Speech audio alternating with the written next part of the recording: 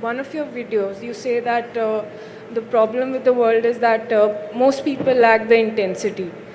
Most people lack the necessary intensity. And then you say the way is dhyana. So intensity is more associated to fierceness in personality, and dhyana is more associated to calmness. So they are somehow counterintuitive. Can you elaborate a little? People think peace means rest in peace. Because their idea of peace is death.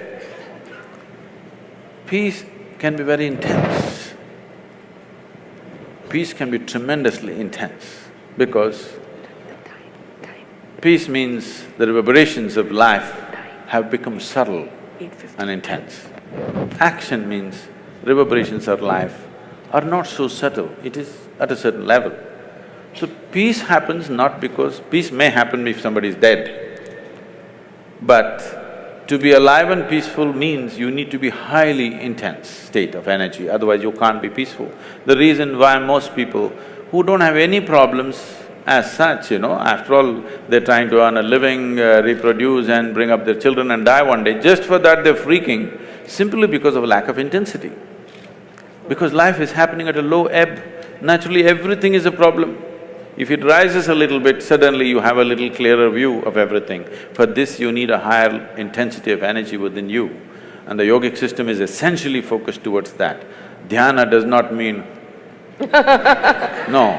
Okay, let's take the next question, right here in the front row, yeah. What I get from Isha's philosophy, if I may say there is that you need to see internally, in your interiority. You need to fix it internally before fixing your external situations. But is it also not right? Is it also not very important to do the right thing externally? Just to make myself more clear, if I be more precise. I'm clear, I get the question. Why do I look so dumb? Let's say, if… I got it. Yeah, if somebody is born… I got the question. Isha's philosophy is not about looking internally or externally. It is just that if you're looking for mangoes, you look up the tree, you don't dig the earth, all right? But if you're looking how to plant a mango tree, then you dig the earth. You're looking for mangoes, if you dig the earth, will you find it, I'm asking? So if you're inner things, you must look inward, outer things you must look outward. There is no such philosophy, look out or look in. Wherever the damn thing is, look there. It's like, Shankaran Pillai went for a job interview and they asked him, which is further, Mumbai or moon? He thought profoundly and then said, Mumbai. They said, how do you say this? He said, I can see the moon, I can't see Mumbai. Okay, last question, yeah. Namaskaram, Sadhguru. I just want to ask… Hold the mic closer to you. I just want to ask you that everybody's perception of good and bad is different. And what do you think if we start manifesting our own good and bad, what will be the state of the society? Maybe you won't have power tonight. I think I already made this clear. The biggest problem with the world is there are too many good people, not enough sensible people. Yeah. Sense is life-specific, okay? Goodness need not be life-oriented. Goodness may be going to heaven. And the moment I want you to understand this dangerous concept, people don't address this. The moment you believe, suppose I believe there is heaven and it's a beautiful place and you can live in the company of gods, should I send you there today or no? If I really care for you, I'm saying. Yes? If I really care for you and if I believe there's a great place, should I send you there or not? This is a dangerous thing, do you understand?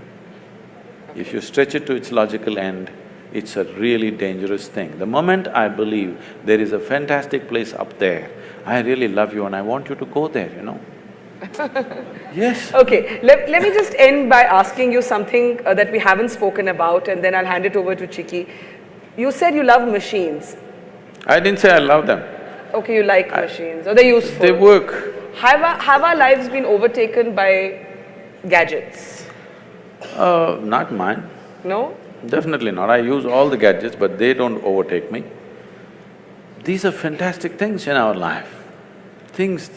see, in every way, compared to how a human being was, let's say 100 years ago, you're almost superhuman. 100 years ago, if I could just pick up something from my pocket and talk to somebody in America right now, I would be superhuman. Why superhuman? If I said I'm God, people would have believed me. 100 years ago, 500 years ago, if I just had a light bulb, I would have become God on this planet. I want you to know. Look at the things we have today. We are really superhuman.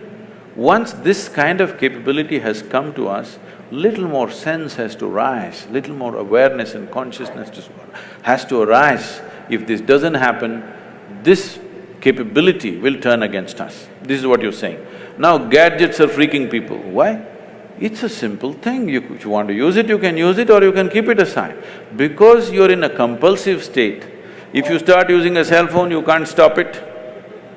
Even in your sleep, you're texting. See, the boy is… he's not with me, he's looking at me in the screen. Now, this is the same thing. If food is good, if you start eating, you don't know when to stop. If you start drinking, you don't know when to stop. If you start doing something, you don't know when to stop. The same thing. It is not about the gadget, it is not about the food, it is just that there is not enough consciousness, there is compulsiveness. Everything is happening compulsively. Instead of addressing the root, you're trying to kill the gadget. Gadget is a fantastic thing. Every damn gadget has enhanced our life in a huge way, isn't it? Don't curse the gadgets. It is just that compulsiveness has to go.